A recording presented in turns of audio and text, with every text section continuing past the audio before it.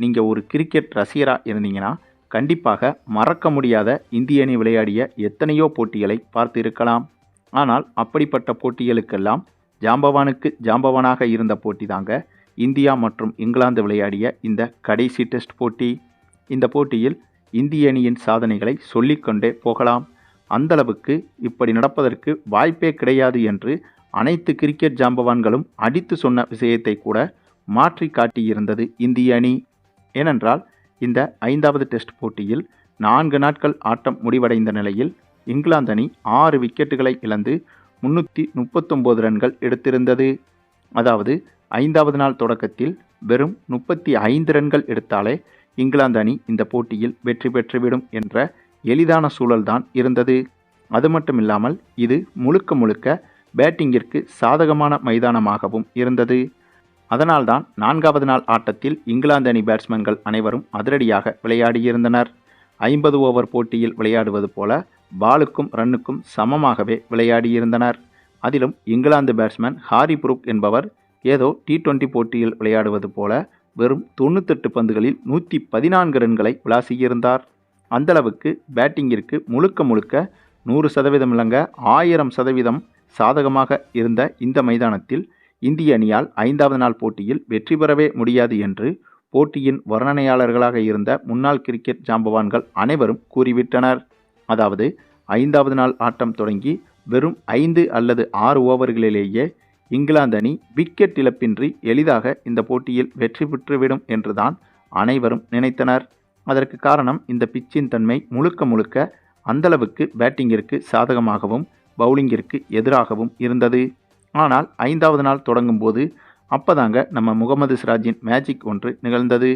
இவர் பந்து வீச களமிறங்கி அடுத்தடுத்து நிறைய விக்கெட்டுகளை வீழ்த்தி வெற்றியை பெற முடியாத இந்த போட்டியில் இந்திய அணியை 6 ரன்கள் வித்தியாசத்தில் அபாரமாக வெற்றி பெற வைத்தார். இப்படிப்பட்ட ஒரு வெற்றியை யாருமே எதிர்பார்த்திருக்க மாட்டார்கள். அதுவும் இந்திய அணியின் கிரிக்கெட் வரலாற்றில் மறக்க முடியாத போட்டிகளில் முக்கியமான போட்டியாகவும் இது மாறியிருக்கிறது. மேலும் இந்த வெற்றி மூலமாக இந்த தொடரை இந்திய அணி சமன் செய்துவிட்டது. இதன் காரணமாக டெஸ்ட் உலகக்கோப்பைக்கான புள்ளி பட்டியலிலும் இங்கிலாந்து அணியை கீழே தள்ளி மேலே ஏறிவிட்டது இந்திய அணி. அதுவும் 2027வது வருடத்தில்தான் டெஸ்ட் உலகக்கோப்பைக்கான இறுதிப் போட்டி நடக்க இருக்கிறது. ஆகவே அதற்கு இன்னும் 2 வருடங்கள் இருக்கிறது. அதே சமயம் இந்த 2 வருடங்களில் இந்திய அணிக்கு மொத்தமாகவே 18 போட்டிகள் தான் இருக்கிறது.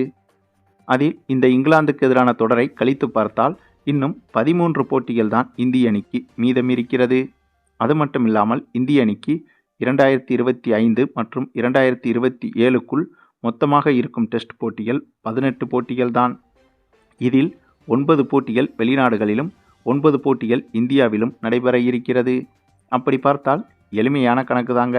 வெளிநாடுகளில் நடைபெறும் போட்டிகளில் இதே போல தொடரை சமன் செய்து விட்டாலே, அதாவது போட்டிகளை முடிந்தளவுக்கு டிரா செய்து தொடரை சமன் செய்துவிட்டு இந்தியாவில் நடைபெறும் போட்டிகளில் ஒரு சில தொடர்களை வெற்றி பெற்றால் கூட இந்திய அணி எளிதாக உலகக்கோப்பை இறுதிப் போட்டிக்கு தகுதி பெற்றுவிடும். அதன்படி பார்த்தால் இந்த இங்கிலாந்துக்கு எதிரான 5 போட்டிகள் கொண்ட தொடர்தான் இந்த 2 வருடங்களில் இந்திய அணிக்கு மிகப்பெரிய சவாலாக இருக்கக்கூடிய தொடராக இருந்தது. ஆகவே இந்த தொடரிலேயே இந்திய அணி சூப்பராக விளையாடி தொடரை சமன் செய்துவிட்டது. இதற்கு பிறகு இந்திய அணிக்கு இருக்கும் மற்றொரு முக்கியமான சவால் என்றால் அது ஆஸ்திரேலிய அணி மட்டும்தாங்க. ஆஸ்திரேலிய அணிக்கு எதிரான தொடரில் மட்டும் இந்திய அணி சமன் செய்துவிட்டால் கண்டிப்பாக டெஸ்ட் உலகக்கோப்பை புள்ளி பட்டியலில் முதல் இடத்தை இந்திய அணி பிடித்துவிடும். ஒருவேளை அப்படியாக ஆஸ்திரேலிய அணிக்கு எதிரான தொடரில் இந்திய அணி தோற்றுவிட்டால் கூட இந்த புள்ளிப்பட்டியலில் 2வது இடத்தை பிடித்து அப்போதும் டெஸ்ட் உலகக்கோப்பை இறுதிப் போட்டிக்கு இந்திய அணி தகுதி பெற்றுவிடும்.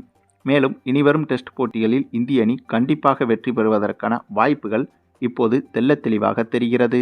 அதற்கு மிக முக்கிய காரணம் ஜாஸ்பிரிட் பும்ராவை நம்பி இந்திய அணி இனிமே இல்லை என்பதை இந்த தொடர் ஆணித்தனமாக நிரூபித்துவிட்டது. ஏனென்றால் இந்த இங்கிலாந்துக்கு எதிரான தொடரை பொறுத்தவரையில் பும்ரா பங்கு பெற்ற போட்டிகளில்தான் இந்திய அணி தோல்வியடைந்தது.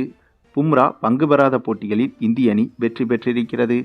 ஆமாங்க, அதற்கு காரணம் ஒரு 15-20 வருஷத்துக்கு முன்னாடிலாம் இந்திய ரசிகர்கள் கிரிக்கெட்டை எப்படி பார்ப்பாங்கன்னா, சச்சின் டெண்டுல்கர் அவுட் ஆகிட்டா கிரிக்கெட்டை அதுக்கப்புறம் பார்க்க மாட்டாங்க. இதை ரசிகர்கள் மட்டும் செய்ய மாட்டாங்கங்க, இந்திய அணி கிரிக்கெட் வீரர்களே அப்படித்தான் நடந்து கொண்டனர்.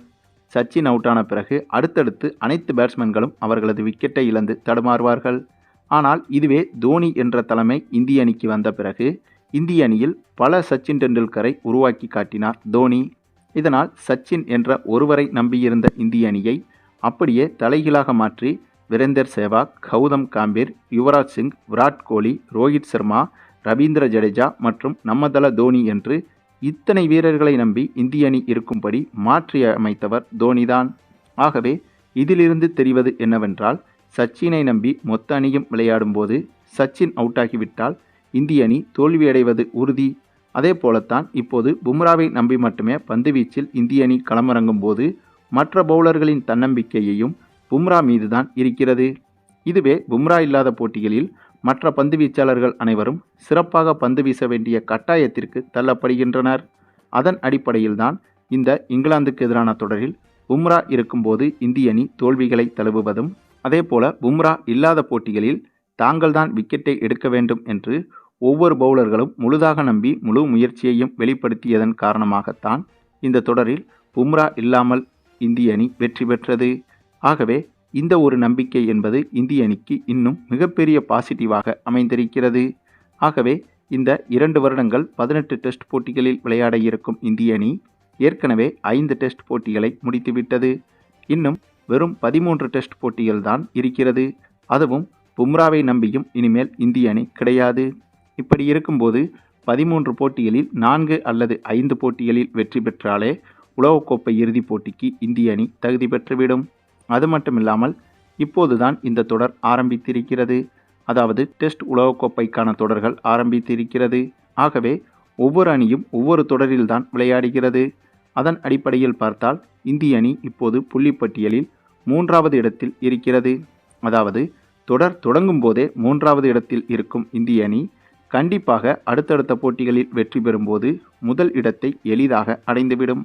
ஆக எப்படி பார்த்தாலும் இங்கிலாந்துக்கு எதிரான இந்த 5வது டெஸ்ட் போட்டியில் கிடைத்த இந்திய அணியின் வெற்றி என்பது டெஸ்ட் உலகக்கோப்பைக்கான இறுதிப் போட்டியின் வாசல் கதவை இந்திய அணிக்கு தாறுமாறாக திறந்துவிட்டது என்பதும் குறிப்பிடத்தக்கது.